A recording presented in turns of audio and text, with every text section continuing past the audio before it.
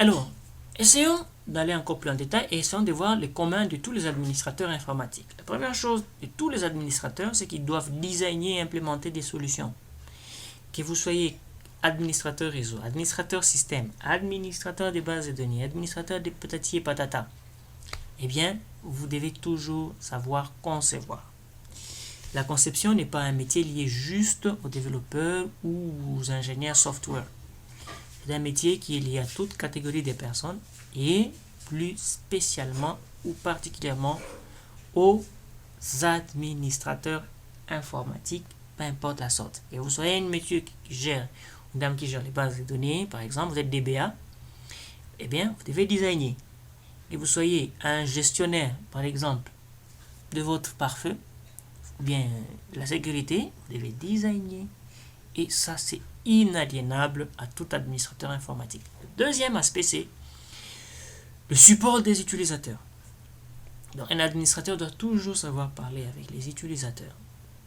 Quand l'utilisateur a besoin d'intervention, eh bien, l'administrateur doit toujours faire des sorties prestes afin de satisfaire à son besoin. Il n'est pas administrateur pour lui-même, il est administrateur pour ceux qui doivent exploiter ses services. Et ceux qui exploitent ces services sont tout simplement des utilisateurs. Il est toujours supporteur. Un administrateur doit savoir planifier et élaborer des projets, doit suffisamment être outillé dans les notions de management et de la planification de projets. Sinon, il n'en est pas un, il n'est pas un administrateur. C'est pas de la polémique, mais c'est ça. Une personne qui est dite administrateur doit savoir élaborer des projets, des sociétés. Rappelez-vous, dans les cycles de l'administrateur, nous avons parlé de ce qu'on appelle la conception ou le design et de l'optimisation. Dans ces deux phases, eh bien, il y a toujours une planification, il y a toujours une élaboration. Lorsqu'on doit optimiser, c'est un projet. Lorsqu'on doit concevoir, c'est un projet. Donc, c'est inaliénable. Il doit faire le suivi et l'évolution du patrimoine. Le patrimoine, bien sûr, qui lui est associé. Pour un DBA, il doit faire le suivi de ses bases de données. Pour un administrateur réseau, il doit faire le suivi de son infrastructure. Pour un administrateur système, il doit faire le suivi de ses applications et l'évolution. Et puis enfin, chacun doit élaborer et appliquer des règles de l'entreprise. Ça, c'est tout à fait compréhensible. Parce que lorsqu'on est administrateur, l'entreprise a des lois, il a des normes, il a des exigences que ces gens doivent absolument et à tout prix faire respecter. Alors, ce qui est curieux, c'est que l'administration système et réseau font partie d'une grande administration qu'on appelle administration des systèmes d'information. Waouh! Ça devient intéressant. Donc, un administrateur réseau et un administrateur système sont tous administrateurs, mais les deux font leur rôle, leur métier font partie de ce qu'on appelle l'administration des systèmes d'information. Donc, un administrateur système d'information, alors, est un monsieur qui peut faire le rôle de ces deux personnes. C'est un métier quasiment fou. Et c'est un métier réellement qui vaut la chandelle. C'est-à-dire, on doit vraiment jeter des fleurs à ce genre de personnes, parce que ce sont des personnes qui doivent être suffisamment outillées. Alors, un administrateur de système d'information est censé gérer un système d'information. Et ces systèmes d'information, de quoi s'agit-il exactement?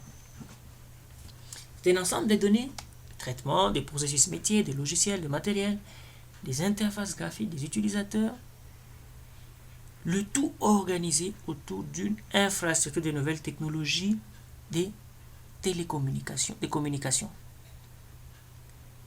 qui peut être bien sûr un réseau informatique ou un réseau de télécommunications, et suivant de règles de gestion d'une organisation donnée. Ah, mais ça c'est trop costaud. L'administration système est une administration vraiment complexe parce qu'elle engage beaucoup de choses.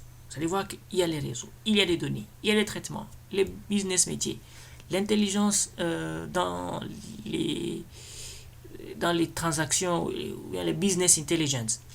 Il y a toutes sortes de choses qu'on peut faire en informatique. Les supports, les logiciels et tout. Alors c'est un métier largement complexe, très complexe. Voilà pourquoi un métier des systèmes d'information n'est pas donné à n'importe quel personnes. C'est un métier qui demande vraiment une grande compassion. Regardez un peu à quoi peut ressembler l'entreprise.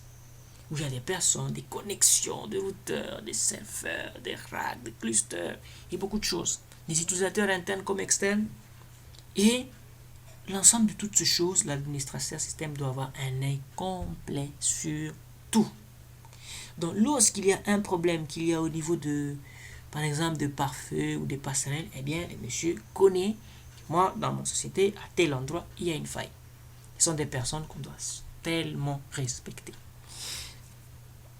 Différemment de ce que la plupart des personnes pensent, l'administrateur système, ils limitent leurs travaux, l'administrateur système d'information, ils limitent leurs travaux juste à certains, au développement ou à la conception des logiciels, mais c'est trop bas. Un administrateur système, c'est quelqu'un qui a un œil beaucoup trop grand. C'est quelqu'un qui a vraiment, qui doit avoir des grandes capacités et surtout, il ne doit pas manquer les aspects managériels dans son travail.